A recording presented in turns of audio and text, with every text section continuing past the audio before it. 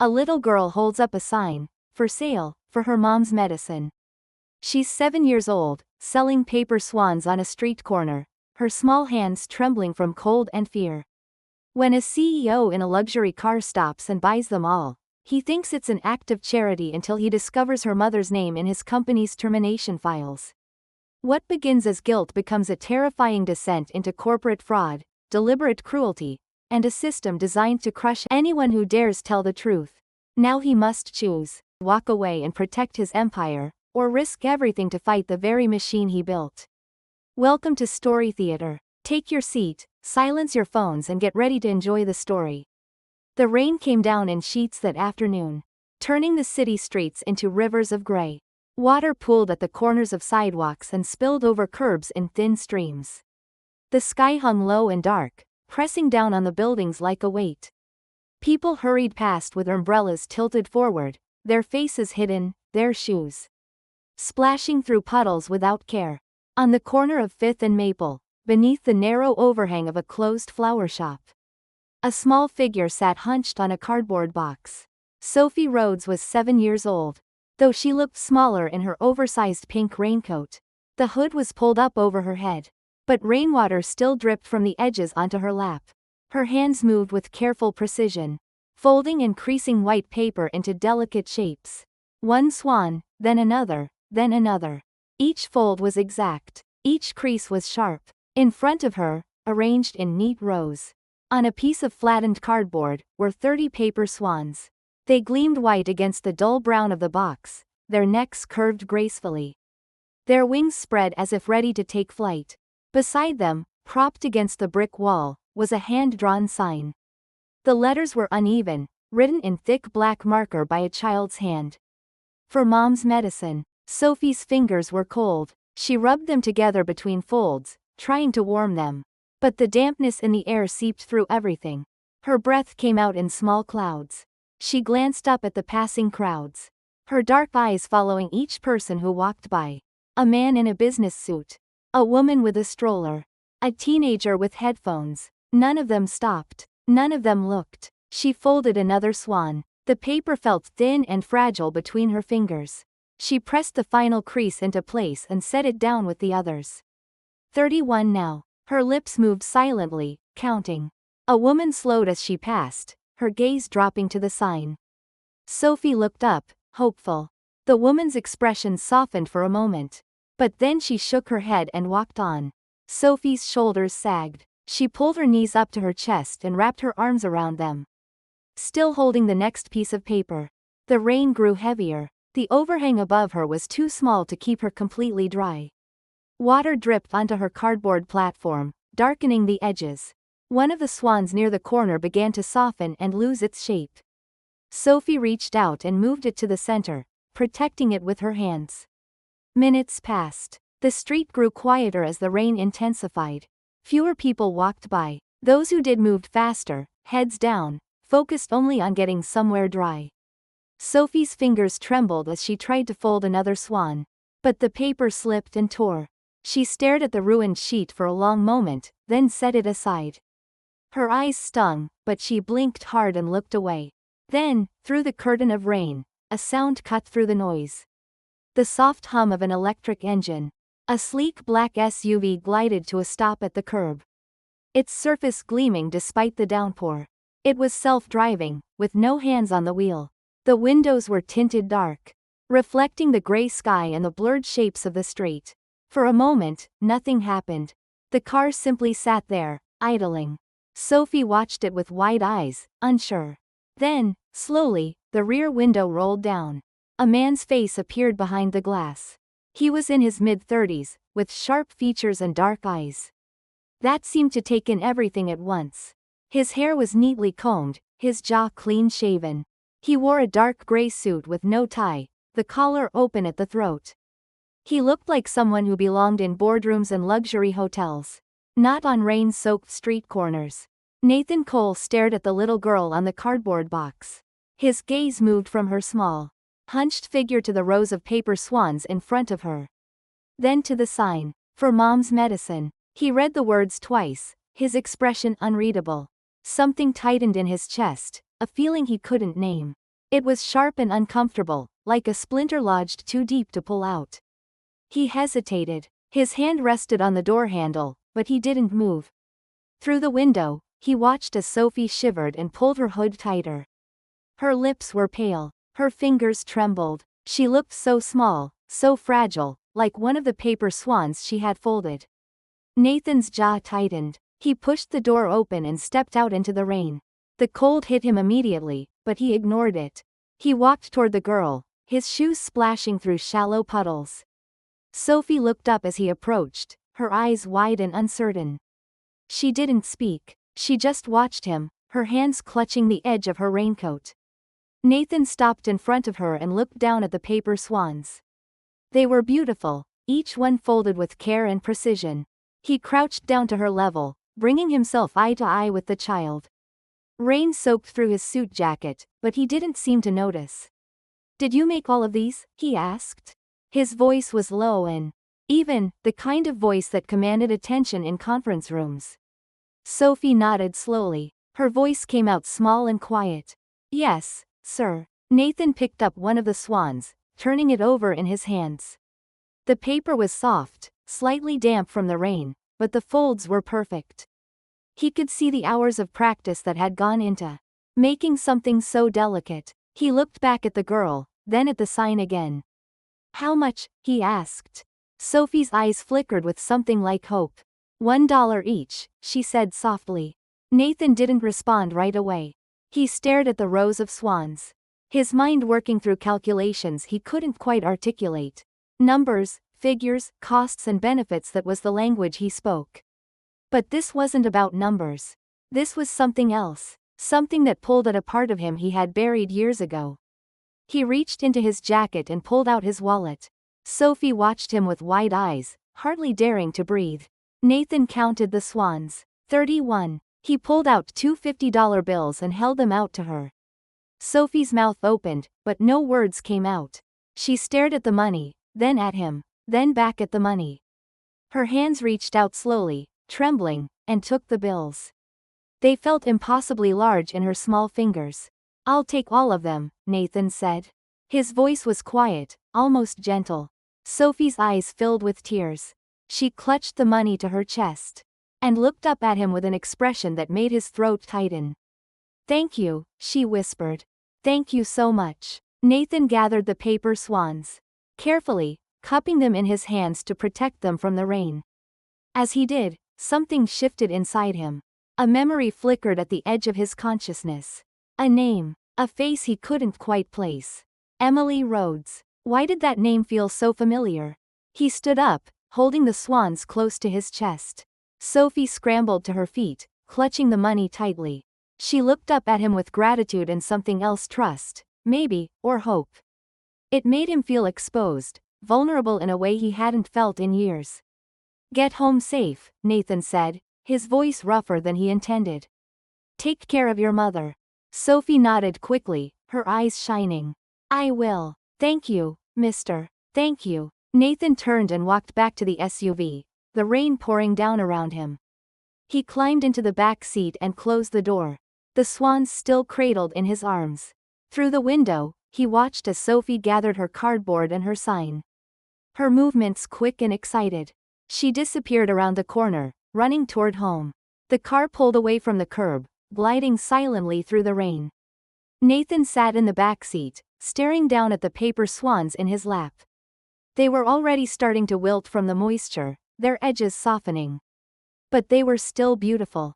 Still perfect. His chest felt tight. His mind kept circling back to that name. Emily Rhodes. Where had he heard it before? And why did it fill him with such a deep, gnawing sense of guilt? He didn't have the answers yet. But he knew, with a certainty that unsettled him, that this wasn't over.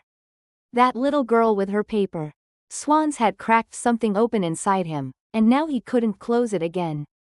Outside, the rain continued to fall.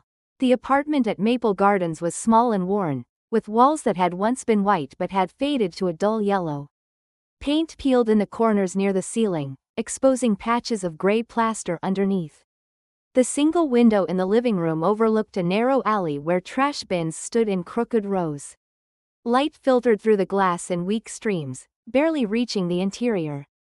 Emily Rhodes sat on the edge of the old couch, a thin blanket wrapped around her shoulders.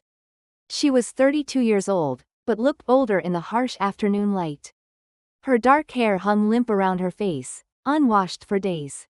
Her skin was pale, almost translucent, and there were deep shadows under her eyes. She held a pill bottle in one hand, staring at the label without really reading it. The bottle was half empty. She had counted this morning.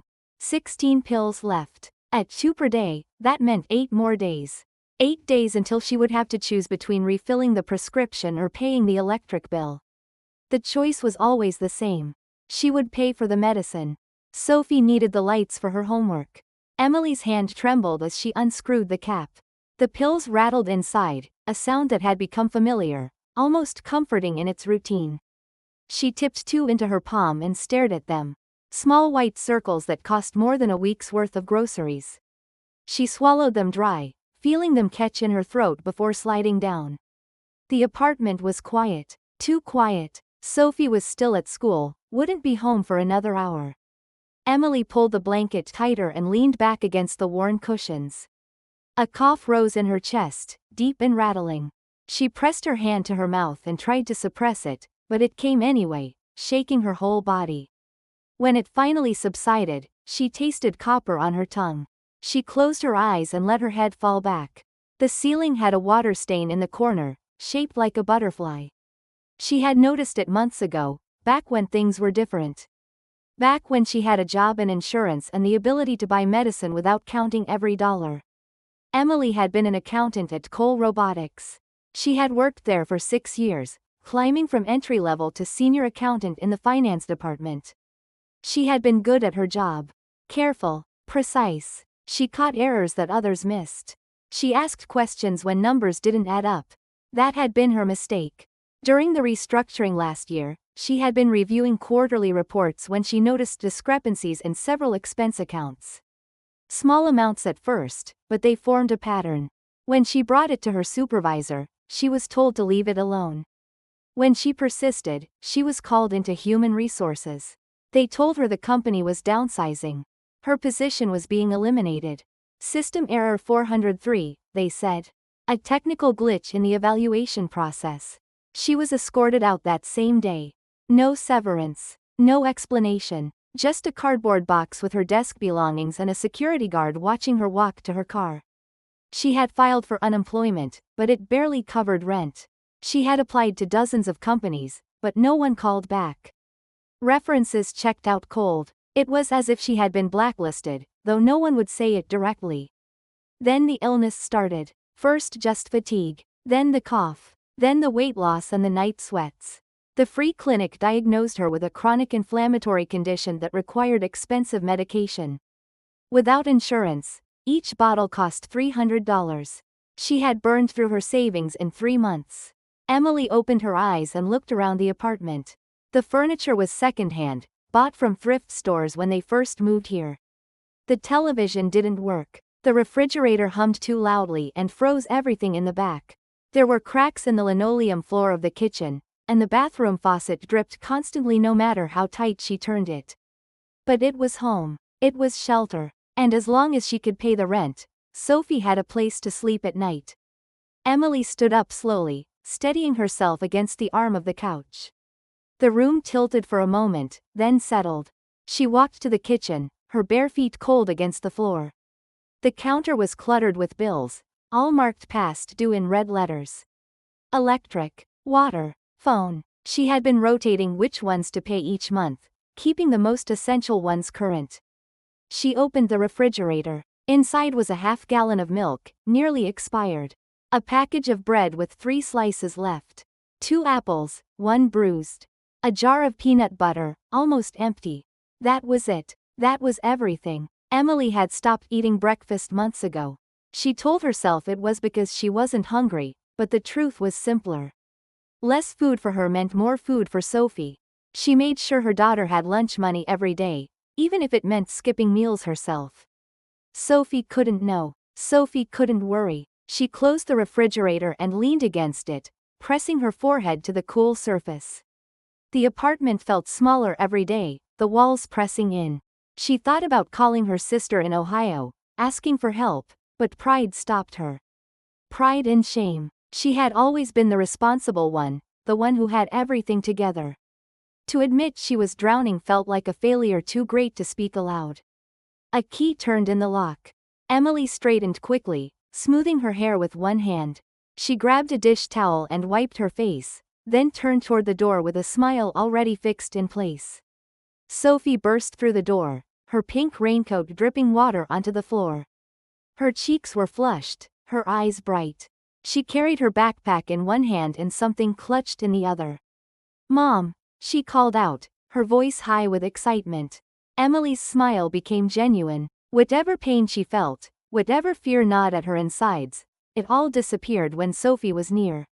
She crossed the room and knelt down, ignoring the sharp ache in her knees. "Hi, sweetheart," Emily said, her voice warm. "How was school?" Sophie didn't answer right away. She held out her hand, revealing 2 crumpled $50 bills. Her face was glowing with pride and joy. "Look, Mom, I sold them. I sold all the paper swans." Emily's smile froze. Her eyes dropped to the money, then back to Sophie's face. "What? Sophie, what are you talking about?" "The paper swans I made. A nice man bought all of them. He gave me this much." Sophie thrust the bills toward her mother, her whole body vibrating with happiness. Emily's hands trembled as she took the money. It felt heavy, impossible. $100. More than she made in a week at the diner where she worked nights. Her throat tightened. "Sophie, where were you?" "On 5th and Maple, by the flower shop. I had a sign and everything." Sophie's smile wavered as she saw her mother's expression change. "I wanted to help. For your medicine." Emily's chest constricted. She pulled Sophie into her arms, holding her tight, too tight. Her daughter's small body was warm and solid, real in a way that made everything else seem distant. "Oh, baby," she whispered, her voice breaking. "You can't do that. You can't go out there alone." "But Mom, I made money. $100. You can buy your medicine now." Tears burned in Emily's eyes. She blinked them back, burying her face in Sophie's damp hair. "I know, sweetheart. I know you wanted to help. But it's not safe. You're 7 years old. You can't be out there by yourself." Sophie pulled back, her own eyes filling with tears. "But you need the medicine. You're sick." "I'm okay," Emily lied, cupping Sophie's face with both hands. "I'm going to be okay. But I need you safe more than I need anything else. Do you understand?" Sophie's lower lip trembled. She nodded, but the tears spilled over anyway. Emily pulled her close again, rocking her gently. Over Sophie's shoulder, she stared at the money on the floor where it had fallen. $100. It could buy medicine, food, time, but it had cost her daughter's innocence. Sophie had seen too much, understood too much. 7 years old and already trying to carry the weight of adult problems. Emily's heart broke with the knowledge. That night, after Sophie had gone to bed, Emily sat at the kitchen table with the 2 $50 bills spread out in front of her. She had tucked Sophie in, read her a story, kissed her forehead. Now the apartment was dark except for the single lamp above the table. Emily picked up one of the bills and held it to the light. It was real. It was salvation. It was also a reminder of everything she had failed to protect her daughter from. In the next room, Sophie lay in her small bed, wide awake. She stared at the ceiling, listening to her mother's quiet crying through the thin walls. She thought about the man in the suit who had stopped his car in the rain. She thought about his kind eyes and gentle voice. She thought about the paper swans, each one a tiny wish folded into being. Sophie's hands moved under the covers, finding the stack of blank paper she kept hidden in her nightstand. Tomorrow, she would fold more. She would make them perfect. And when her mother wasn't looking, she would go back to that corner and try again. Because sometimes, 7-year-old girls had to be brave when their mothers couldn't be. The Cole Robotics headquarters rose 30 floors above the city, a tower of steel and glass that reflected the sky. On the 28th floor, Nathan Cole's office occupied the corner with walls made entirely of glass. From inside, he could see everything. The cubicles below, the conference rooms, the employees moving through the halls. From outside, they could see him too. Always working, always watching. Nathan stood at the window, hands clasped behind his back, staring down at the street. Cars moved in orderly lines. Pedestrians crossed at intersections. Everything followed a pattern, a system. That was how he preferred the world. Predictable, efficient, controllable. He was 36 years old and had built this company from nothing. 10 years ago, it had been just him and 2 friends in a garage. Now Cole Robotics employed 3,000 people across 4 countries. They designed artificial intelligence systems for manufacturing, logistics, and healthcare. Last year's revenue exceeded $2 billion. Nathan had done it all by following one principle: efficiency above all else. Cut what doesn't work. Optimize what does. Eliminate waste in every form. He had applied this to business strategy, product development, and human resources. It had made him wealthy. It had made him powerful. It had made him hollow. He turned from the window and walked to his desk. The surface was immaculate. A laptop, closed. A leather portfolio aligned with the edge. A pen holder with 3 black pens. And in the corner, slightly out of place, sat a small paper swan. Nathan stopped, his eyes fixed on the delicate white shape. It was one of the swans from yesterday, bought from the little girl in the rain. He had brought them all back, intending to throw them away, but something had stopped him. Instead, he had placed one here and put the others in a drawer. In the morning light, the swan looked fragile. Its edges had softened from rain damage, one wing slightly crumpled. It didn't belong here, in this world of glass and steel. Yet he couldn't remove it. Nathan reached out and touched the swan's curved neck. The paper was soft. He thought about the little girl's hands, cold and trembling as she folded. He thought about the sign. For Mom's medicine. The words had circled in his mind all night like a song he couldn't forget. His jaw tightened. He sat down and opened his laptop. The screen glowed to life, displaying his morning schedule. 8 meetings, 47 emails, 3 conference calls. Another day of efficiency. But his eyes kept drifting back to the paper swan. Nathan forced himself to focus. He opened his email and began sorting. Delete. Archive. Reply. Each action took seconds. He moved through the list with mechanical precision. This was what he was good at. Processing information. Making decisions. 20 minutes later, he had cleared the inbox. Through the glass walls, he could see employees arriving, settling into workstations, logging into computers. The machine was starting up for another day. His assistant knocked and entered. Jennifer Park was 40 years old, sharp and professional, with short black hair and glasses. She carried a tablet. Morning briefing, she said. Product development wants approval on the new algorithm. Marketing needs sign-off on the quarterly campaign. Human resources has flagged 3 termination reviews. Nathan nodded. Send me the algorithm specs. Tell marketing I'll review after lunch. The terminations? 2 performance-related. 1 restructuring casualty. Standard procedures followed. Fine. Approve them all. Jennifer made a note, then paused. Her eyes flicked to the paper swan, then back. She didn't comment, but he saw the question in her expression. He ignored it. Anything else? He asked. Your 10 o'clock is here early. The Singapore group. Conference room B. I'll be there in 5 minutes. Jennifer left. Nathan sat still, staring at the closed laptop. His reflection looked back from the dark screen, distorted and vague. He looked tired. He always looked tired these days. The morning passed in meetings and decisions. Nathan spoke about projections and algorithms and cost analyses. He shook hands with investors and nodded at presentations. He was articulate and confident. But part of his mind remained elsewhere, fixed on the paper swan on his desk. By noon, he was back in his office. He had an hour before the next meeting. He should eat, but wasn't hungry. Instead, he opened his laptop and stared at the home screen. Almost without thinking, he opened the company intranet and navigated to human resources. He entered his access code, the one that gave him override clearance to every system. The database loaded, displaying thousands of employee records. Nathan typed in the search bar. His fingers moved slowly. S-O-P-H-I-E. He paused, then deleted it. He tried again. RHODES. The screen flickered. One result appeared. Employee record Rhodes, Emily. Status terminated. Termination date March 15, 2024. Reason, restructuring, system error 403. Nathan's breath caught. He stared at the name. Emily Rhodes. That was the mother's name.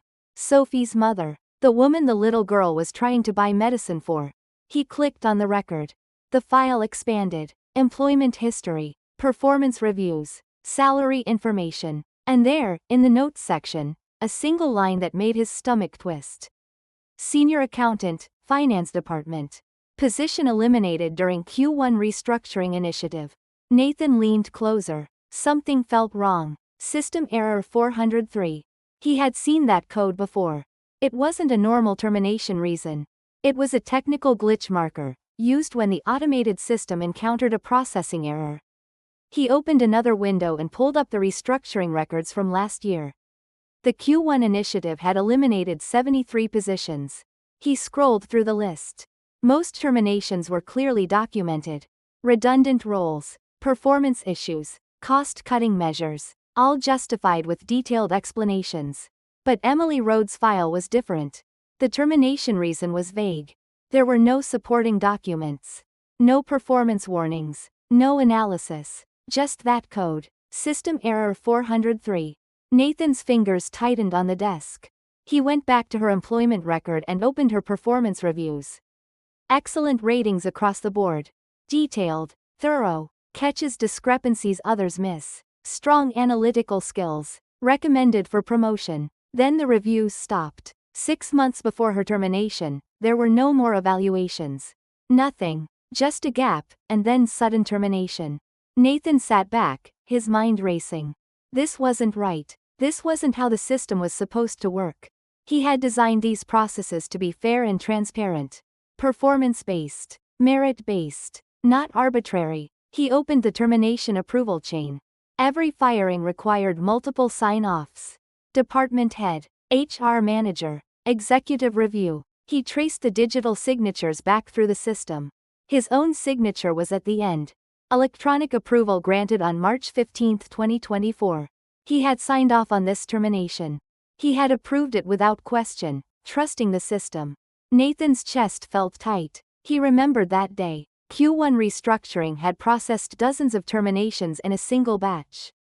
He had reviewed the summary report, confirmed the numbers aligned with budget projections, and approved them all with a single click. Efficient, fast, bloodless. He hadn't looked at individual names. He hadn't read individual files. He had trusted the system to handle the details. The paper swan on his desk seemed to stare at him with accusation. Nathan pushed his chair back and stood, pacing to the window. The city stretched out below, vast and indifferent. Somewhere down there, Emily Rhodes was sick and struggling. Her daughter was selling paper swans in the rain. And it was his signature on the document that had destroyed their lives. Nathan pressed his forehead against the cool glass. The weight of realization settled over him like a physical thing, heavy and suffocating. He had preached efficiency. He had eliminated waste. He had optimized the system. But the system wasn't efficient. It was cruel. And he had been too blind to see it. His hands curled into fists. He thought about the little girl's face, her hopeful eyes as she counted her paper swans. He thought about her mother, fighting illness alone with no insurance, no income, no support. All because of a system error. All because no one had bothered to look. Nathan turned away from the window and walked back to his desk. He picked up the paper swan and held it carefully. It was falling apart now, the rain damage spreading through the paper. But it was still beautiful. Still a testament to care and effort and love. He set it down gently and reached for his phone, his jaw set with determination. This wasn't over. This was just beginning. Nathan didn't sleep that night. He sat in his penthouse apartment, surrounded by glass and chrome and carefully chosen furniture, staring at his laptop screen. The city lights glittered below, thousands of windows in thousands of buildings, each one hiding its own stories. But Nathan saw none of it. His eyes were fixed on the data scrolling across his screen. He had brought the HR system files home on a secure drive. Now, in the quiet hours before dawn, he dug deeper into Emily Rhodes' termination record. The more he looked, the less sense it made. System error 403. The code kept appearing in her file like a scar. Nathan had built this company from the ground up.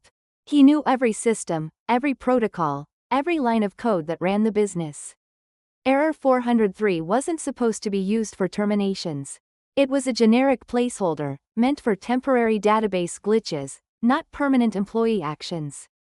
He opened the termination protocol documentation. The screen filled with technical specifications and workflow diagrams.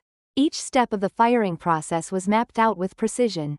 Performance review, manager recommendation, HR verification, executive approval. At no point in the official process did error 403 appear as a valid termination reason. Nathan's jaw tightened. He pulled up the system logs from March 2024, the month Emily was fired. Hundreds of entries filled the screen, each one timestamped and categorized. He filtered by her employee ID and watched as her digital footprint appeared before him. March 1st. Normal activity. She had logged in at 8 in the morning, accessed financial records, submitted 3 expense reports for review. March 7th. She had flagged several accounts for audit review. The note attached read, discrepancies in vendor payments. Recommend investigation. March 10th. A meeting scheduled with her supervisor. Subject line, Q4 financial irregularities. March 12th. Her access to certain financial databases was restricted. No explanation given. March 15th. Termination. System error 403. Nathan leaned back in his chair, his mind working through the timeline. Emily hadn't been fired because of restructuring. She had been fired because she had found something. Something someone wanted to hide. He opened a new window and pulled up the vendor payment records she had flagged. The files were heavily redacted now, most of the data blocked behind administrative restrictions. But he could see enough. Payments to shell companies, invoices with no corresponding purchase orders, money moving through the system in ways that didn't match any legitimate business expense. Nathan's hands curled into fists. Someone had been embezzling from Cole Robotics. And when Emily had discovered it, they had silenced her by pushing her out. The sun was rising when Nathan finally stood from his desk. His back ached from sitting too long. His eyes burned from staring at the screen. But he had what he needed. Evidence. Proof. A trail that led somewhere dark. He showered and dressed in the same mechanical way he did everything, his mind still churning through the implications. By 7 in the morning, he was back at the office, the first person to arrive. The building was quiet, the hallways empty. His footsteps echoed on the polished floor. Nathan went straight to the 26th floor, where human resources occupied the entire level. He had called ahead, requesting an early meeting. The message had been carefully worded. Routine review. Nothing urgent. But his pulse was racing as he pushed through the glass doors. Olivia Grant was already waiting in her office. She was 51 years old, with perfectly styled gray hair and a suit that looked expensive. She had been with the company for 8 years, rising to head of HR through a combination of efficiency and political skill. Nathan had always respected her. Now, looking at her across the polished desk, he wondered what else he had missed. Mr. Cole, Olivia said, standing to greet him. Her smile was professional, revealing nothing. This is unexpected. What can I do for you? Nathan didn't sit. He stood in front of her desk, his posture rigid. I want to talk about Emily Rhodes. Something flickered in Olivia's eyes. It was gone in an instant, replaced by polite confusion. Emily Rhodes? I'm not familiar with that name. She was a senior accountant in finance. Terminated in March 2024. Olivia moved to her computer, her fingers clicking across the keyboard. The sound was too loud in the quiet office. Let me pull up the record. She paused, reading the screen. Ah, yes. Rhodes, Emily. Terminated during the Q1 restructuring. Her position was eliminated due to redundancy. The termination code says System Error 403. Olivia's fingers stopped moving. She looked up at Nathan, her expression carefully neutral. That's the code the system generated. Sometimes there are technical issues with the automated classification. Error 403 isn't a valid termination reason, Nathan said, his voice flat. It's a database placeholder. The restructuring processed many terminations at once. Occasionally the system encounters processing conflicts. It's nothing unusual. Nathan stepped closer to the desk. His shadow fell across Olivia's keyboard. I reviewed her file. She was flagging financial irregularities before she was fired. Vendor payments that didn't match purchase orders. Money moving through accounts with no paper trail. Olivia's face remained calm, but her hands moved away from the keyboard. She folded them in her lap, a defensive gesture. If there were performance concerns, they would have been documented through the proper channels. There were no performance concerns. Her reviews were excellent. She was recommended for promotion. Mr. Cole, I appreciate your attention to detail, but this was handled months ago according to protocol. The decision was made at the departmental level and approved by executive review. Which includes your signature. The words hit like a physical blow. Nathan's jaw tightened. I signed off on a batch approval. I didn't review individual cases. That's standard procedure for restructuring. You approved the overall strategy and headcount reduction. The specific terminations were handled by department heads and our. Who made the decision to fire Emily Rhodes? Olivia's expression finally shifted. A flash of something crossed her face. Annoyance, maybe, or fear. I'd need to check the approval chain. As I said, it was months ago. Check it now. Mr. Cole, I don't appreciate the tone. I've run this department with integrity for 8 years. If you have concerns about HR procedures, I'm happy to address them through proper channels, but I won't be interrogated in my own office. Nathan didn't move. His eyes stayed locked on hers. Emily Rhodes is sick. She has a 7-year-old daughter who's selling paper swans on the street to buy medicine. That's what your proper procedure did to her. Olivia's face went pale. For a moment, genuine emotion showed through the professional mask. Guilt, perhaps, or shame. But she recovered quickly, her expression hardening. I'm sorry to hear that. But personal circumstances don't change employment decisions. We operate based on business needs, not individual hardships. She found evidence of embezzlement and you fired her for it. That's a serious accusation with no basis in fact. Then show me the files. Show me the vendor records she flagged. Show me who authorized the restriction on her database access. Olivia stood, her chair scraping against the floor. I think this conversation is over. If you want to pursue an investigation, do it through legal channels. File a formal inquiry, but don't come into my office making accusations you can't prove. Nathan studied her face, the tightness around her eyes, the tension in her shoulders, the way her hands gripped the edge of the desk. She was scared, not of him, but of what he might uncover. You're right, Nathan said quietly. I can't prove it, not yet. He turned and walked toward the door. His hand was on the handle when Olivia spoke again, her voice softer now. Mr. Cole, sometimes it's better to let things stay buried. For everyone's sake. Nathan looked back at her. Is that advice or a threat? Olivia said nothing. She just stood there, framed by the morning light coming through the window, looking suddenly older and more tired than her 51 years. Nathan left without another word. Back in his office, he sat at his desk and stared at the paper swan.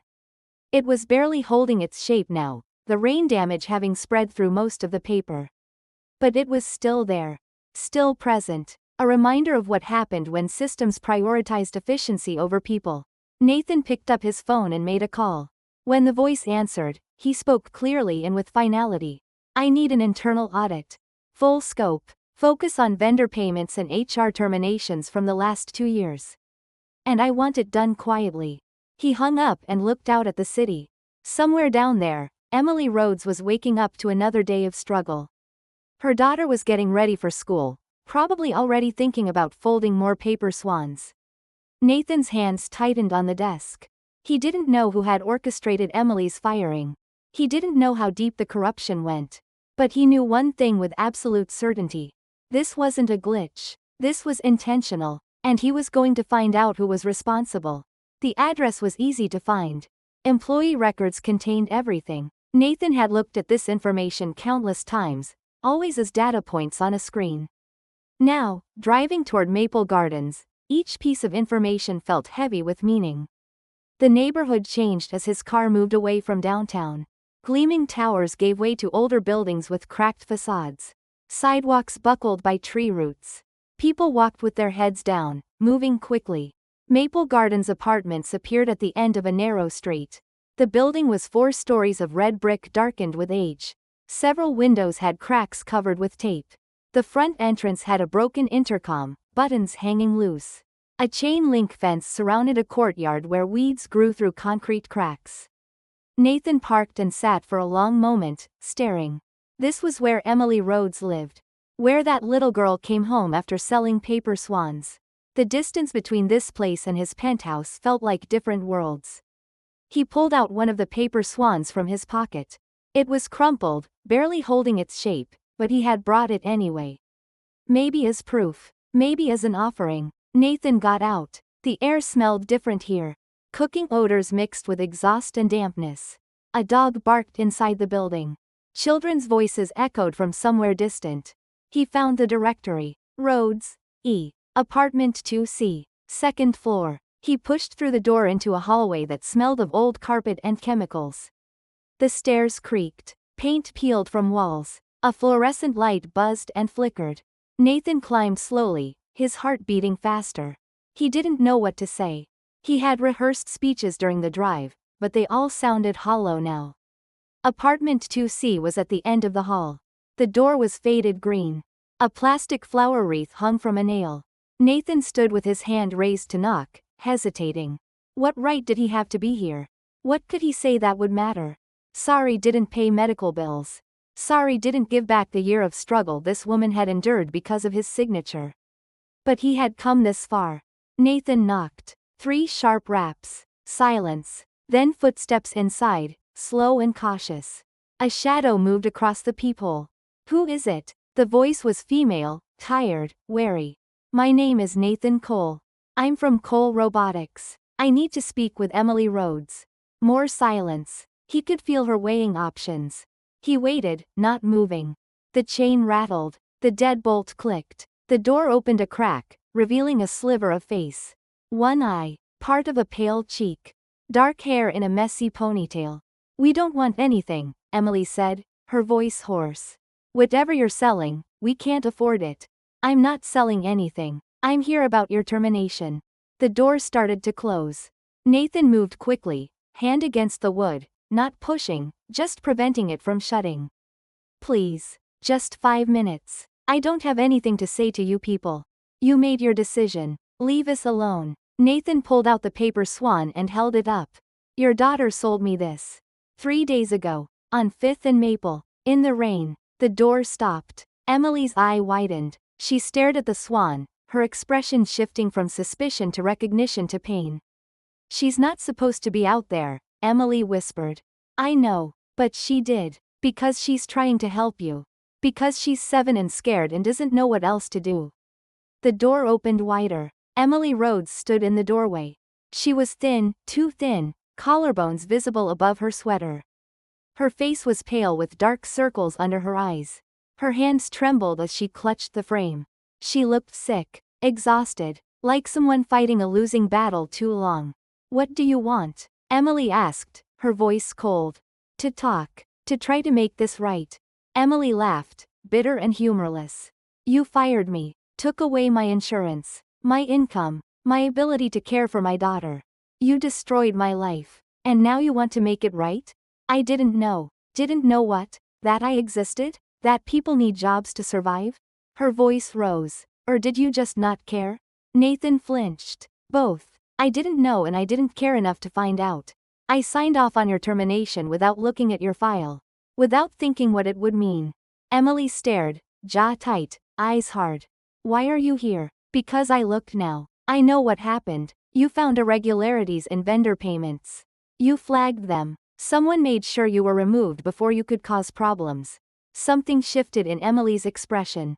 A flicker of validation, of being seen after months of invisibility. I tried to tell them, she said softer. I tried to do the right thing. They threw me away like garbage. I know. I'm going to fix it. Emily's face hardened. She shook her head slowly. People like you always say that. You show up with your expensive suit and guilty conscience, promising to fix everything. But you never do, because fixing it requires admitting you were wrong. Requires accountability. People like you never accept accountability. I'm different. You're not different. You're exactly the same. You're the CEO who signs forms without reading them. Who trusts broken systems? Who believes efficiency is more important than humanity? Emily stepped forward, eyes blazing despite her weakness. My daughter is 7. She should worry about homework and friends. Instead, she's folding paper swans in secret and selling them in the rain because she knows I can't afford medicine. That's what your system did. That's what your efficiency created. Nathan stood frozen. Every word was true. Every accusation landed with undeniable weight. He had no defense, no justification. I'm sorry, he said finally. The words felt inadequate. Sorry doesn't pay rent. Sorry doesn't buy medication. Sorry doesn't give me back the year I lost. Emily's knuckles were white on the doorframe. You want to make it right? Leave us alone. Don't come here with your guilt trying to feel better. We don't need your pity. It's not pity. It doesn't matter. Emily stepped back. Go back to your office, Mr. Cole. Go back to your world of systems. Let us survive in ours. Wait, please. Nathan's hand came up, pleading. I know you don't trust me. You have no reason to. But I'm investigating what happened. I'll find out who was behind your termination. I'll make sure you get everything you were owed. Your job, insurance, compensation. All of it. Emily looked at him long. Her expression unreadable, hope and cynicism warring behind tired eyes. And if I believe you? If I let myself hope someone powerful cares what happens to people like me? What happens when you change your mind? When it becomes inconvenient? When fixing your mistake costs more than you want to pay? That won't happen. You can't promise that. Her voice dropped to barely a whisper. Hope is dangerous for people like me, Mr. Cole. Hope means dropping your guard. Trusting things might get better. And when they don't, when you inevitably walk away and forget about us, the fall is worse than if I'd never hoped at all. The door closed. Not slammed, but firmly. The deadbolt clicked. The chain rattled. Nathan stood in the hallway, staring at the faded door, the swan still in his hand. From inside, silence. He had failed. He had come to fix things, make amends. But he had only opened wounds without providing comfort. Nathan turned and walked back down the hallway, his footsteps echoing. The building seemed darker now. Every door represented another life, another story, another person struggling in ways he had never imagined. Outside, the afternoon sun was fading. Nathan stood on the sidewalk, looking up at the building. He found apartment 2C on the second floor, the glass reflecting gray sky. No movement behind curtains. Somewhere in that apartment, a woman was catching her breath after confronting the man who had signed away her livelihood. Somewhere in there, a little girl would come home and wonder why her mother looked more tired than usual. Nathan got in his car and sat behind the wheel. The paper swan rested on the passenger seat, a fragile testament to resilience against crushing odds. Emily had been right about everything. He was exactly what she said. A man who signed forms without reading them. Who trusted broken systems. Who prioritized efficiency over humanity. But she was wrong about one thing.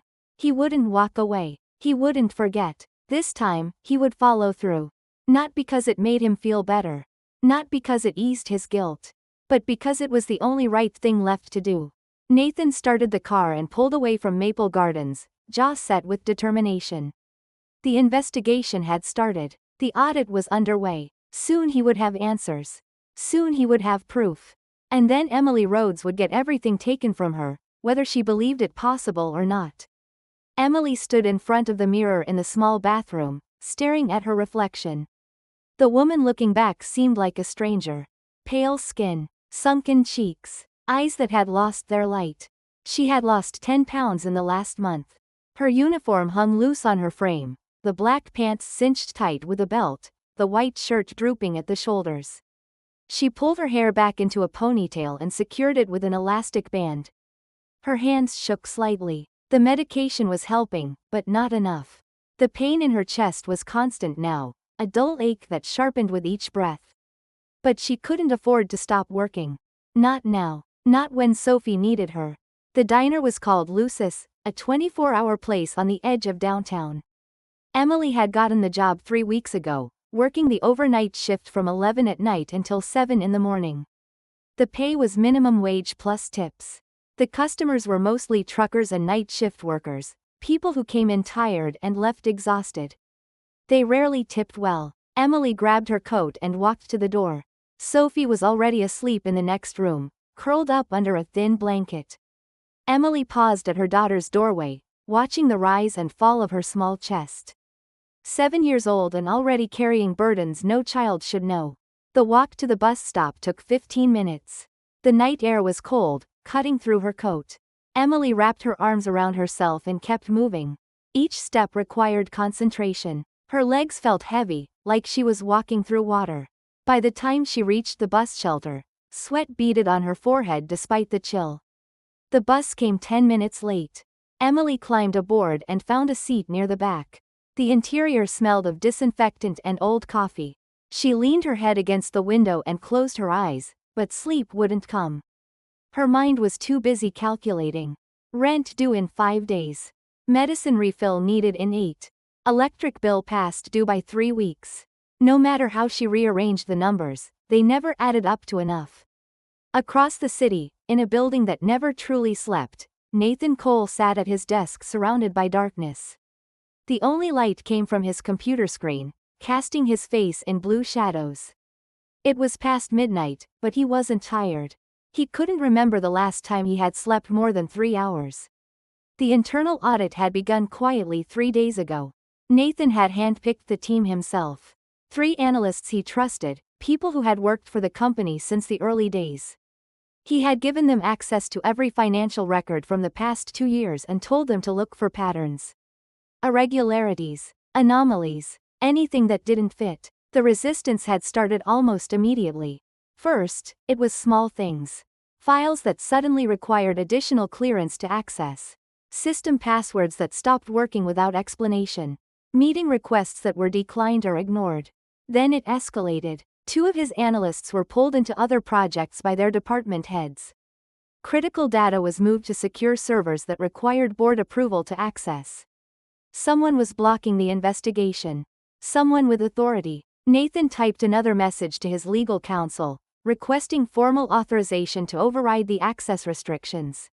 His fingers moved fast across the keyboard, each keystroke sharp and angry. He had built this company. He owned controlling shares. Yet somehow, he was being prevented from looking at his own records. A knock at the door made him look up. Jennifer Park stood in the doorway, tablet in hand, her expression concerned. "You're still here," she said. It wasn't a question. "So are you. I left at 6. Came back because I forgot my keys. Saw your light on." Jennifer walked into the office and set her tablet on the desk.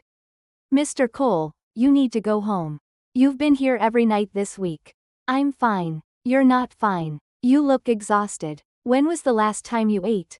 Nathan couldn't remember. "Breakfast, maybe. Or was that yesterday?" He waved the question away. "I have work to do. This investigation. Is it worth destroying yourself over?" Nathan's hands stilled on the keyboard. He looked up at Jennifer, really looked at her. She had been with him for 5 years, managing his schedule, fielding his calls, keeping his world organized. She knew him better than most people. And right now, she looked worried. "A woman lost her job because someone in this company committed fraud," Nathan said quietly. "She lost her insurance. She got sick. Her daughter is selling paper swans in the rain to buy medicine. Is that worth investigating?" "Yes. Yes, it is." Jennifer's expression softened. "I'm not saying don't investigate. I'm saying don't kill yourself doing it. You can't fix everything if you collapse." She left before Nathan could respond. He sat in the dark office, her words echoing in his mind. The computer screen glowed in front of him, filled with spreadsheets and transaction records. Numbers that represented real money. Real lives. Real consequences. Nathan pushed away from the desk and stood. His legs were stiff from sitting too long. He walked to the window and stared out at the city. Lights glittered in the darkness, each one representing someone awake in the night. Somewhere out there, Emily Rhodes was working. pushing through exhaustion and pain to earn barely enough to survive. And it was his fault. Not just his signature on a document. Not just a flawed system. It was his willful blindness. His choice to trust without verifying. His decision to prioritize efficiency over humanity. He had built a company that valued profits over people, and now he was seeing the cost. The next morning, Nathan called an emergency meeting with Olivia Grant. She arrived at his office at 8 sharp, carrying a leather portfolio and wearing her usual professional mask. But Nathan could see the cracks. Her eyes were red-rimmed, as if she hadn't slept well. Her hands trembled slightly as she set the portfolio on his desk. "You wanted to see me?" Olivia's voice was steady, but there was tension underneath. "The audit is being blocked," Nathan said without preamble. "Files are being restricted. My analysts are being reassigned. I want to know who's responsible." Olivia's face remained neutral. "Internal audits require proper protocols. Perhaps the restrictions are simply procedural. Don't insult my intelligence. Someone with authority is actively preventing this investigation. I want names. Mr. Cole, I run human resources, not finance or IT. If there are access issues, you should speak with those departments. You were the one who processed Emily Rhodes' termination. You signed off on it. You had to know something was wrong." Olivia's mask slipped. For just a moment, Nathan saw fear flash across her face. Then it was gone, replaced by cool professionalism. "I processed hundreds of terminations during that restructuring. I followed protocol for each one. System error 403 isn't protocol. It's a placeholder, a way to hide what really happened. That's speculation. Then help me prove otherwise. Give me access to the approval chain. Show me who ordered her database access restricted. Help me find the truth." Olivia stood slowly. Her hands were shaking now, clearly visible. "I can't do that. Can't or won't?" "Both." Olivia's voice dropped to barely above a whisper. "Mr. Cole, you're playing with fire. There are people in this company who don't want this investigated. People with more power than you realize. If you keep pushing, you're going to get burned." "Is that a threat?" "It's a warning. From someone who's trying to protect you." Olivia left without another word. Nathan watched her go, his jaw tight. She was scared. Actually terrified. Which meant the corruption went deeper than he had thought. Higher up the chain. Closer to the people he trusted. That night, Nathan sat in his penthouse apartment, unable to sleep. The city stretched out below him, vast and indifferent. He thought about Emily, working through the night in some diner, her body failing but her will unbroken. He thought about Sophie, 7 years old and already understanding that the world was cruel and unfair. And he thought about himself. The CEO who had signed forms without reading them. Who had trusted systems without questioning them. Who had believed that efficiency and profit were the measures of success. He had been wrong about everything. The problem wasn't the system. Systems were just tools, designed and operated by people. The real problem was the people who looked away. Who saw suffering and did nothing. Who prioritized comfort over courage. Who chose silence over speaking up. The problem was indifference. Human indifference. The kind that allowed Emily Rhodes to be fired for doing the right thing. The kind that let her struggle in poverty while executives prospered. The kind that Nathan himself had practiced for years, blind to the consequences of his actions. He stood at the window, his reflection ghostly in the glass. Behind him, the apartment was dark and empty. Expensive furniture. Modern art. Everything carefully chosen and perfectly placed. It all felt hollow now. Meaningless. Nathan pressed his forehead against the cool glass. His eyes burned with exhaustion, but sleep felt impossible. Every time he closed his eyes, he saw that little girl sitting in the rain, folding paper swans with cold, trembling hands. Her sign written in a child's handwriting. For Mom's medicine. Somewhere in this city, she was sleeping in a rundown apartment, dreaming whatever dreams 7-year-olds dream.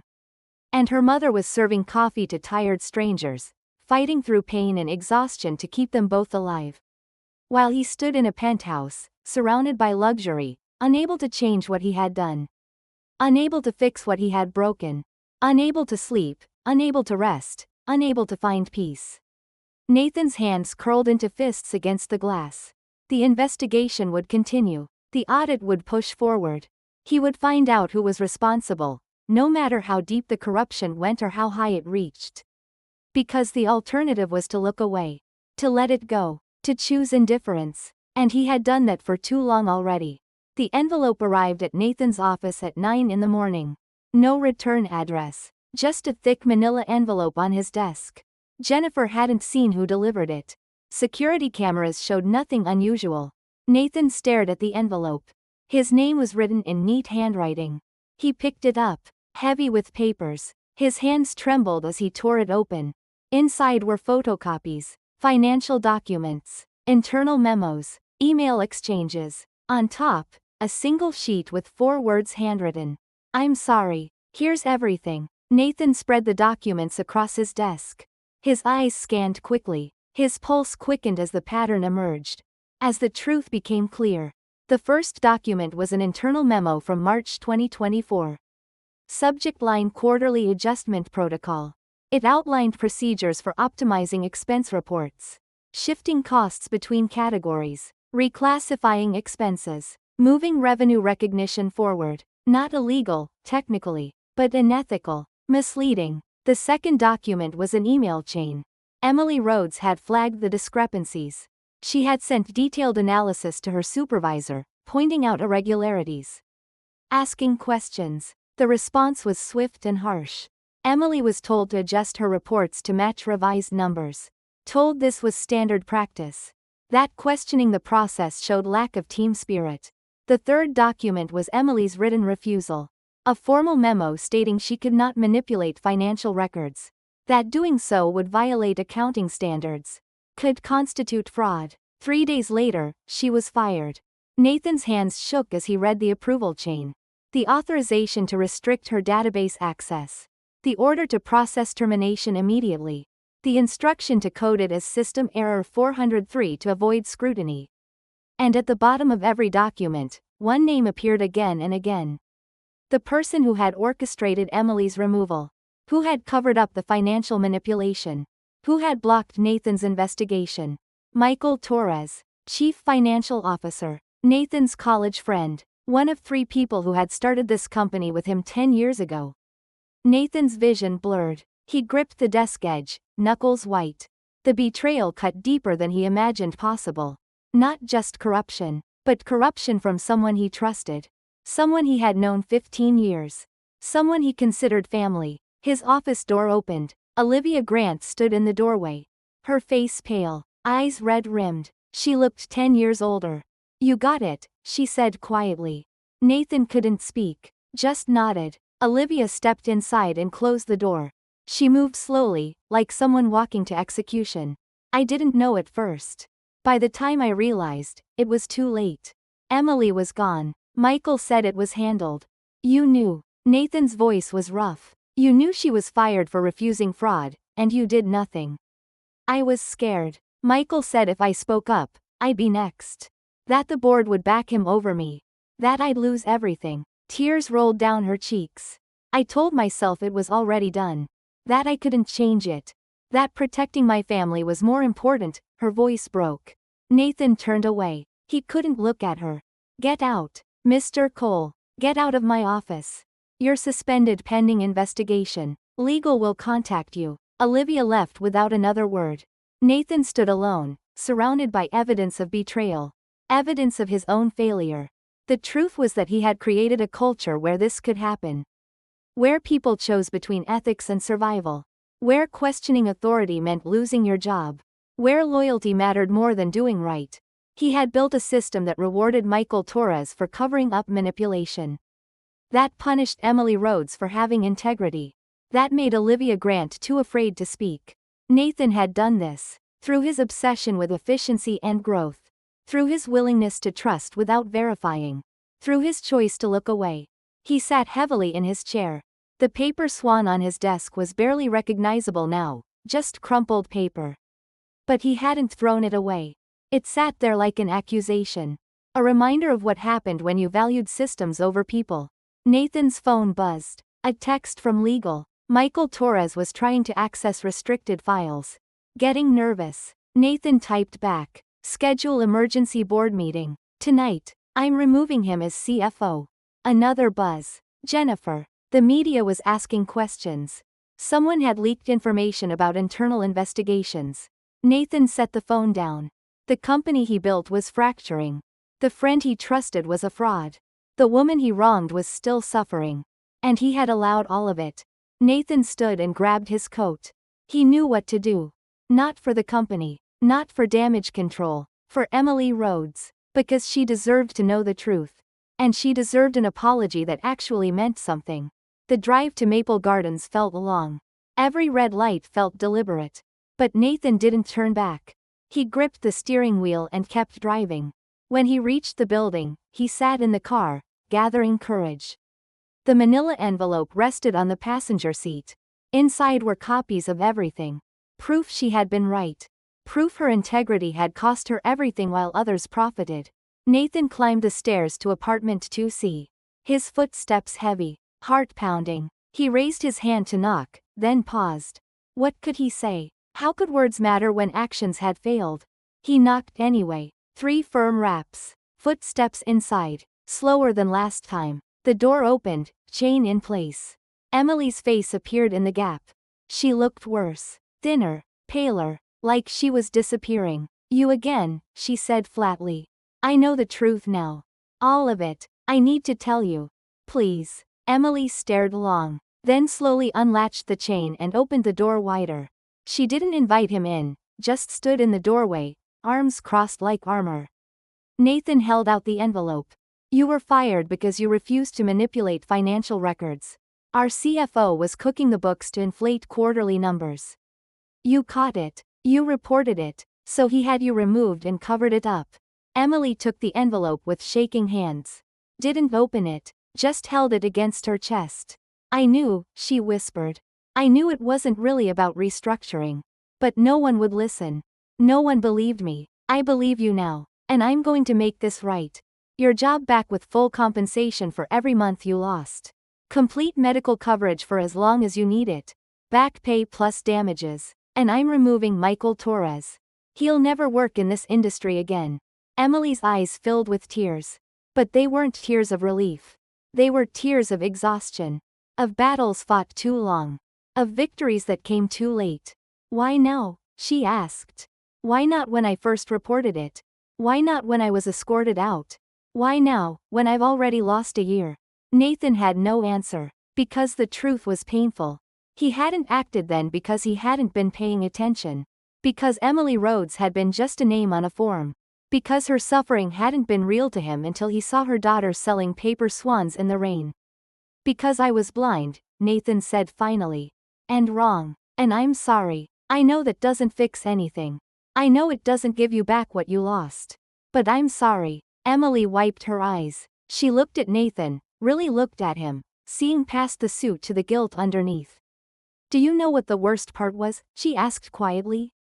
Not the poverty. Not the illness. It was believing that doing the right thing didn't matter. That integrity was worthless. That the system would always protect people like you and crush people like me. You were right to report it. You were right about everything. Being right doesn't pay bills, Mr. Cole. Being right doesn't keep my daughter fed or keep me alive. Emily's voice cracked. But maybe it means something after all. Maybe someday Sophie will understand that her mother tried to do the right thing. Even when it cost us everything. Nathan's throat tightened. I'm going to fix this. I promise. Everything you lost, everything you're owed, you'll get it back. Emily nodded slowly. Didn't smile. Didn't thank him. Just nodded, acknowledging the promise while holding back hope. Because hope had failed her too many times. Okay, she said simply. Okay. Nathan turned to leave, then stopped. One more thing. Would you be willing to testify? Against Michael? It would help make sure he's held accountable. Emily looked down at the envelope in her hands. Evidence of her persecution. Proof of her courage. Yes, she said. I'll testify. Nathan left Maple Gardens with a heavy heart but clear purpose. The investigation would move forward. Justice would be served. Emily would be restored. But as he drove back into the city, past gleaming towers and glass facades, Nathan understood something fundamental had shifted. He couldn't unknow what he now knew. Couldn't unsee what he had seen. couldn't return to the person who valued efficiency over humanity. Emily Rhodes had lost a year of her life because she refused to compromise her ethics. And in doing so, she had forced Nathan to confront his own moral bankruptcy. She had been the one with courage. He had been the coward. And now he had to live with that truth. The news spread faster than Emily expected. Within a week of Nathan's promise, the story hit local media. Former employee wrongfully terminated. CEO investigating internal fraud. Compensation package pending. The headlines were vague, never naming Emily directly, but word traveled through social networks and old colleagues. That was how Derek Shaw found out. He appeared on a Thursday afternoon, 3 weeks after Nathan's second visit. Emily was folding laundry in the apartment when she heard the knock. Not the polite tap of a neighbor or the firm rap of Nathan's knock. This was aggressive, demanding, the kind of knock that said the person on the other side wouldn't take no for an answer. Emily's hands stilled on the shirt she was folding. Her heart began to race. She knew that knock. She had heard it 1,000 times before, usually late at night when Derek came home drunk and angry. Usually followed by shouting. Sometimes worse. She walked to the door slowly, her legs feeling heavy. Through the peephole, she saw him. Derek Shaw, 35 years old, with the same dark hair and sharp features that had once seemed handsome but now just looked cruel. He wore a leather jacket and jeans, his stance casual but his jaw tight. Emily's hand trembled as she opened the door, leaving the chain in place. "Derek, what are you doing here?" "Hello to you too, Em." His voice was smooth, almost friendly. But Emily could hear the edge underneath. "Heard some interesting news about you. Thought I'd come by and see how you're doing." "I'm fine. You need to leave." Derek leaned against the doorframe, his expression shifting to something like concern. But his eyes were cold. "Come on, don't be like that. I heard you got yourself a big payout from that fancy company. Wrongful termination settlement. Must be nice." Emily's stomach twisted. "It's none of your business." "Actually, it is my business. Sophie's my daughter too. I have a right to know if there's money involved. You haven't seen her in 6 months. You don't pay child support. You have no rights." Derek's friendly mask dropped. His face hardened, jaw clenching. "I have every right. I'm her father. And if you're suddenly rolling in cash, maybe it's time we revisited the custody arrangement." The words hit like a physical blow. Emily's grip on the door tightened. "You're not taking her. We'll see what a judge says. Especially when I tell them you've been too sick to work. Too sick to take care of her properly. That you've been sending her out to beg on street corners." Derek stepped closer, his voice dropping. "Unless we can come to an arrangement. You give me half of whatever settlement you're getting, and I'll forget about custody. I'll disappear, and you'll never hear from me again." Emily's vision blurred with tears, but she refused to let them fall. "Not in front of him. That's extortion. That's family business. Think about it, Em. You really want to go to court? Have Sophie testify about her home life? Have social services dig into everything?" He smiled, but it was cruel. "I'll give you 3 days to think about it. Then I'm filing for custody." He walked away before Emily could respond. She closed the door and slid down to the floor, her back against the wood, her hands shaking uncontrollably. After everything, after finally getting a chance to rebuild, Derek was back to tear it all down again. That evening, Nathan received a call from Emily. Her voice was quiet, strained. "He came back. My ex-husband. He's threatening to take Sophie if I don't give him money." Nathan's jaw tightened. "Where are you now?" "At home. He left but he said he'd file for custody in 3 days. Don't give him anything. I'm calling my lawyer. We'll handle this." The next morning, Nathan sat in a conference room with Dr. Hannah Wu, one of the best family law attorneys in the state. She was 48 years old, with gray-streaked black hair pulled back in a professional bun and glasses that made her sharp eyes even more intimidating. "Tell me everything," Dr. Wu said, her pen poised over a legal pad. Nathan explained the situation: Emily's wrongful termination, Derek's abandonment, his sudden reappearance demanding money, his threats to take Sophie. Dr. Wu listened without interrupting, making notes. When Nathan finished, she set down her pen and looked at him directly. "This is classic predatory behavior. He smells money and wants his cut. The custody threat is leverage, nothing more. Can he actually get custody? Not if we build a strong case. We need documentation, proof of his abandonment, proof that Emily has been the sole caretaker, character witnesses, and we need to move fast. Over the next 2 days, they worked frantically. Dr. Wu filed emergency motions, gathered records of Derek's missed child support payments, documented his 6-month absence. Nathan provided employment records showing Emily's exemplary work history and wrongful termination. Neighbors testified about Emily's devotion as a mother. Sophie's school provided attendance records and teacher statements. The hearing was set for the following week. The courtroom was small and sterile, with fluorescent lights that cast everything in harsh clarity. Emily sat at the plaintiff's table with Dr. Wu beside her. She wore her best dress, navy blue and slightly too large now. Her hands were folded in her lap, fingers twisted together. Across the aisle, Derek sat with his lawyer, a thin man in a cheap suit who looked bored. Derek himself looked confident, almost smug. He had cleaned up for court, wearing a button-down shirt and slacks, his hair neatly combed. In the back row, Nathan sat watching. He had no official role here, but he had come anyway. Emily had glanced back once when she entered, and their eyes met briefly. He nodded, a silent promise that he was there, that she wasn't alone. The judge entered, a woman in her 60s with short gray hair and an expression that suggested she had seen every manipulation attempt in the book. She reviewed the case files silently, her face revealing nothing. Derek's lawyer went first. He painted Derek as a reformed man who had struggled with personal issues but was now stable and employed. He claimed Derek wanted to be part of his daughter's life, that he was concerned about Emily's health and ability to provide proper care. Dr. Wu's cross-examination was surgical. Mr. Shaw, when did you last see your daughter? Derek shifted in his seat. About 6 months ago. And when did you last pay child support? I've had financial difficulties. The question was when, Mr. Shaw. Over a year ago. So you haven't seen your daughter in 6 months and haven't supported her financially in over a year. Yet you're suddenly concerned about her welfare? Derek's lawyer objected, but the damage was done. The judge made a note. Then Dr. Wu called her witnesses. Sophie's teacher testified about the child's attendance, her dedication to schoolwork despite difficult circumstances.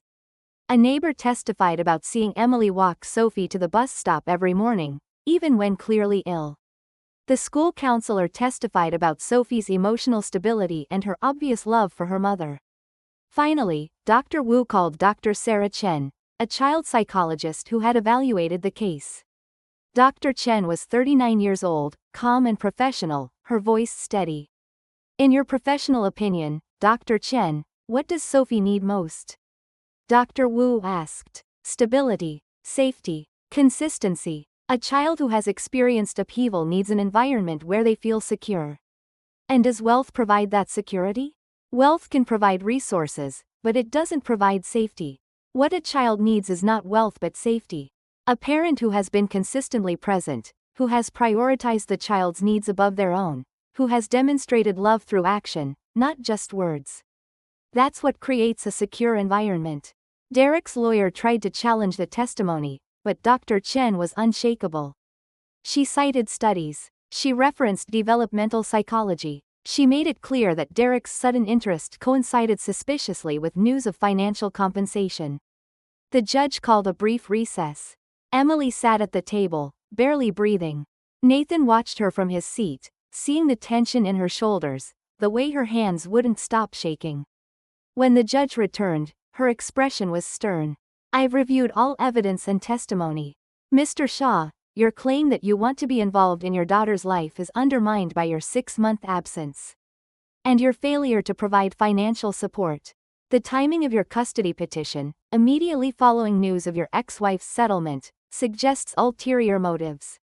Derek's face reddened. His lawyer whispered something to him, but Derek shook his head angrily. The judge continued. Mrs. Rhodes retains full custody. Mr. Shaw, you are granted supervised visitation rights on a limited basis, pending completion of a parenting course and psychological evaluation. You are also ordered to resume child support payments immediately. Derek stood abruptly. This is garbage. She's poisoned you against me. Mr. Shaw, you will sit down and remain silent, or I will hold you in contempt. The judge's voice was ice. Derek sat, his jaw tight, his hands curled into fists. Emily's shoulders sagged with relief. Dr. Wu put a hand on her arm, a gesture of comfort and victory. In the back row, Nathan felt tension drain from his body. It was over. Derek had lost. Outside the courtroom, Emily stood on the steps, breathing in the cool air. Nathan approached carefully, giving her space. Thank you, Emily said quietly. For the lawyer. For being here. For everything. You didn't need me. You would have won anyway. Emily shook her head. No. Without you, I couldn't have afforded Dr. Wu. Without you, Derek might have actually won. She looked at Nathan fully. You gave me the tools to fight back. That matters. Nathan nodded, unsure what to say. In that moment, standing on the courthouse steps, he understood something he had missed before. Justice wasn't just about making things right. It was about giving people the power to fight for themselves. The resources to stand up. The support to not face battles alone. Emily had always had the courage. He had just finally given her the means. The courthouse steps were bathed in afternoon sunlight. Emily stood at the top, breathing deeply, her hands still trembling. Dr. Wu had left moments ago, promising to send final paperwork. Derek had stormed out through a side exit, his lawyer trailing behind. Nathan approached slowly, giving Emily space. She looked different than inside the courtroom. The tension had drained from her shoulders. Her eyes, tight with fear during the trial, now held something like peace. You did it, Nathan said quietly. Emily turned to him, and for the first time since he'd known her, she smiled. Not the tired smile she gave Sophie. Not the bitter smile discussing her termination. A real smile, genuine and unguarded. We did it, she corrected. I couldn't have afforded Dr. Wu. You made this possible. Nathan shook his head. The case was built on your character. Your devotion. I just helped document what was already true. A small figure burst through the courthouse doors. Sophie Rhodes, still in her school uniform, backpack bouncing. Dr. Wu had arranged for her to arrive after the verdict. Mom. Sophie ran straight to Emily, throwing her arms around her mother's waist. Dr. Wu called the school. She said you won. She said I get to stay with you. Emily knelt down, pulling Sophie close. Her eyes filled with tears, but this time they were tears of relief. Of joy. Of weight finally lifted. Yes, baby. You're staying with me. Always. Sophie pulled back, looking at her mother's face. Were you scared? Terrified, Emily admitted. But we're okay now. We're safe. Sophie turned to Nathan, who stood a few feet away, hands in pockets. But Sophie stepped toward him, her small hand reaching out. Thank you, Mr. Cole. For helping my mom. Nathan knelt to her level, meeting her eyes. This was the girl who had sat in the rain selling paper swans. Who had written, for mom's medicine, in a child's handwriting. And now she was smiling, really smiling, her face lit with genuine happiness. You're welcome, Sophie. Your mom is very brave. And so are you. Sophie's smile widened. Then she stepped forward and hugged him, her small arms wrapping around his neck. Nathan froze, surprised, then carefully returned the embrace.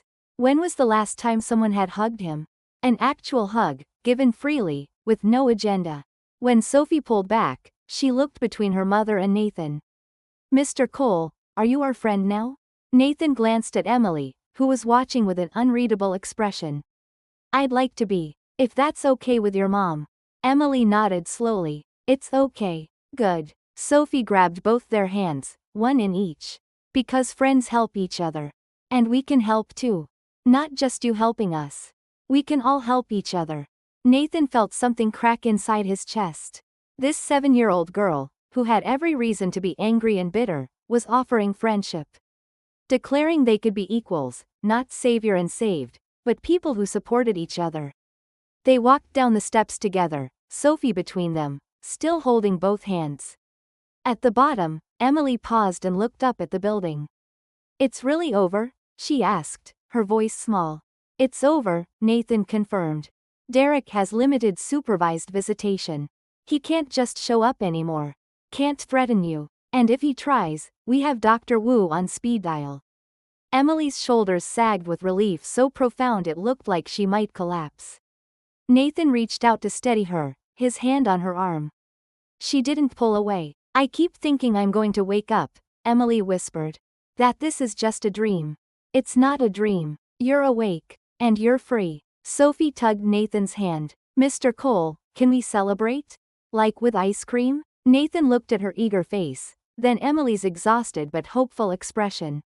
I think that's an excellent idea. Where's the best place? Sophie's face lit up. There's a place called Sweet Dreams 2 blocks from our apartment. They have chocolate chip cookie dough. Then that's where we're going. They took Nathan's car, Sophie chattering in the backseat about school and friends and everything except the trial. Emily sat in the passenger seat, quiet, hands folded. Every few moments, she would close her eyes and take a deep breath, reminding herself this was real. Sweet Dreams was a small shop with cheerful yellow walls and ice cream cones painted on the windows. The owner smiled as they entered. Sophie ordered her cookie dough without hesitation.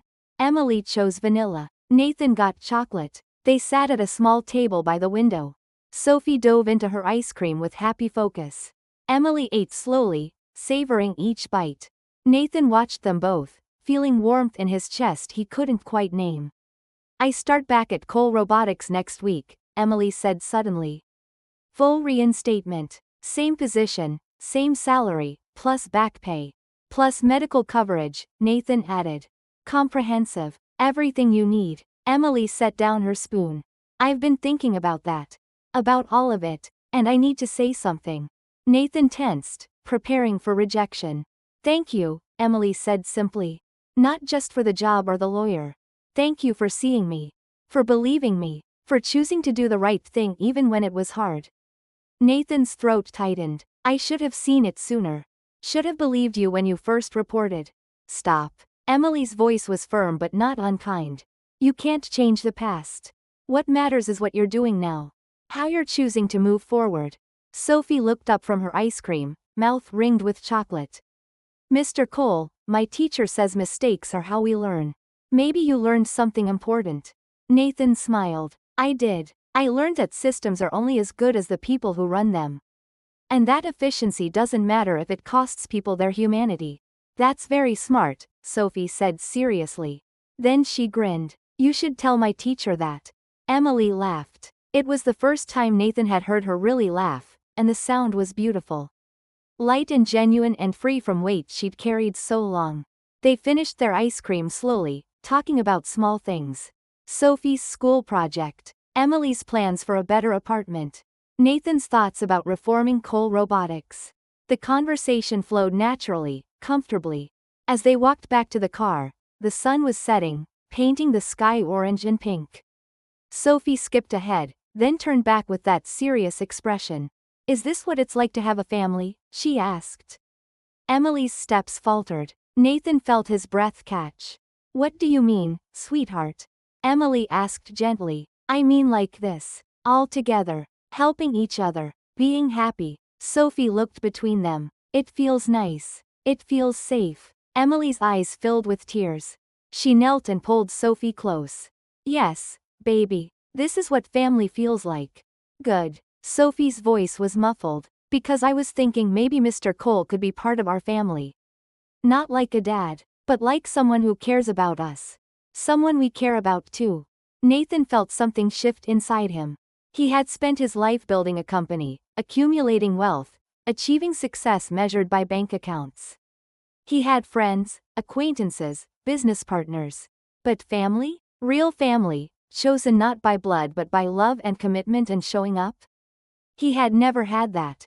Until now. Until this moment with a woman he had wronged and a child who sold paper swans in the rain.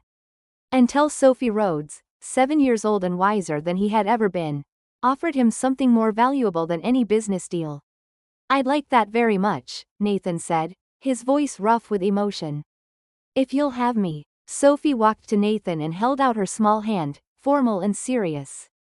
Then it's official. You're part of our family now. Nathan shook her hand solemnly.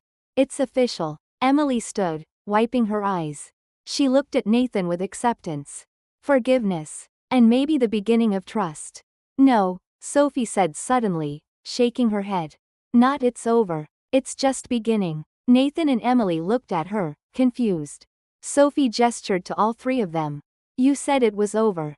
The bad stuff. But that's wrong. It's not over. It's just beginning. All of us together. The good stuff. That's what's starting now. Nathan felt his eyes sting. This child, who had seen the worst of what the world could do, still believed in good beginnings. Still had hope. You're right, he said softly. It is just beginning. As they drove back, Nathan understood something profound. Family wasn't about blood. It wasn't about legal documents. It was about choice. About choosing to show up. Choosing to care. Choosing to be there when it mattered. He had chosen wrong before. Had chosen efficiency over people. Profit over compassion. Systems over humanity. But he was choosing differently now. Choosing Emily and Sophie. Choosing to be the person they needed. The person he needed to become. And for the first time in longer than he could remember, Nathan Cole felt like he was home. 3 months had passed since the trial. 3 months of steady healing. Emily had returned to Cole Robotics, working in a restructured finance department with new ethics oversight. Her health improved with proper medication and regular doctor visits. The dark circles under her eyes had faded. She had gained back the weight she lost. She smiled easily now. They had moved to a new apartment in a better neighborhood. 2 bedrooms with windows that opened. A kitchen with working appliances. A bathroom where nothing dripped. Sophie had her own room, painted pale blue at her request, with a bookshelf Nathan had helped assemble one Saturday. Today was Sophie's 8th birthday. Emily had been planning for weeks, coordinating with Nathan, who insisted on helping. The party was small, just Sophie's 3 best friends from school, their parents, and Nathan. They gathered in the apartment's living room, decorated with streamers and balloons in purple and silver. The afternoon passed in laughter.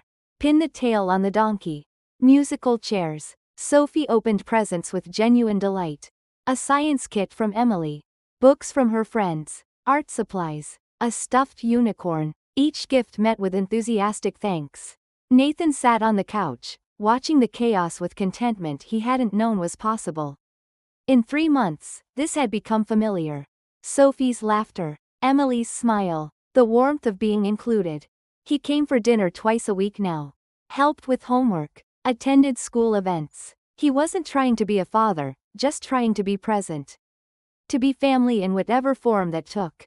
As the other children and parents began to leave, thanking Emily for the party, Nathan retrieved a wooden box from his car. He had kept it hidden until now, waiting for the right moment. The box was simple but well made, with a brass clasp and Sophie's initials carved into the lid. Sophie was helping her mother clean up paper plates when Nathan returned. Sophie, I have one more gift. If you're ready. Sophie's eyes lit up. She abandoned the cleanup and rushed over, Emily following with curiosity. Nathan set the box on the coffee table and stepped back, suddenly nervous. He had worked on this for weeks, watching tutorial videos late at night, his fingers fumbling through folds that should have been simple but weren't. Go ahead, he said. Open it. Sophie knelt and carefully unclasped the box. She lifted the lid and gasped. Inside, nestled in tissue paper, were 30 paper swans. Each folded from white paper, arranged in neat rows. They weren't perfect. Some had crooked necks. Some had wings that didn't quite match. But they were complete, whole, recognizable. Sophie picked one up gently, her small fingers tracing the folds. You made these? I tried, Nathan said, his voice uncertain. This time I folded them. They're a bit clumsy. I know they're not as good as yours. The proportions are off on some, and the wings don't fold quite right, but I thought.